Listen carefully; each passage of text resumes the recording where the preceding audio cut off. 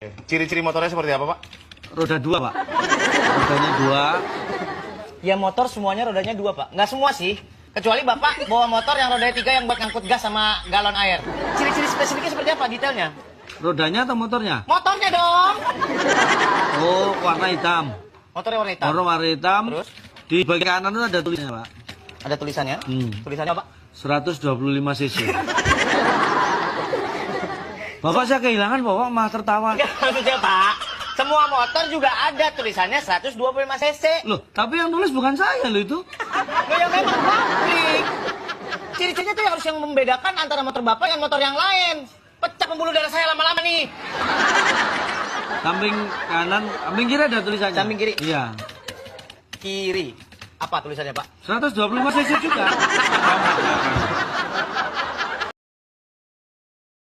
Mulai maning. Tulis nyut langsung ngomong. Oh, yang ngejek. Ya. Saya nikahkan dan saya kawinkan saudara Darmat bin Pakepen dengan saudari Darmi Larasati binti Paijo dengan mas kawin gelang kalung 3 gram. Ayah ima ikan awia awi ayah aci. Sekarang Lara Ati. Aci. Darmi Larasati bin Paijo. Ya. Untuk diri saya dengan mas kawin gelang kalung 3 gram. Ya, Ya. ulangi ya. Ya ya. Ayah ima nyinganya awinya dami ayah aci biji io unyuk.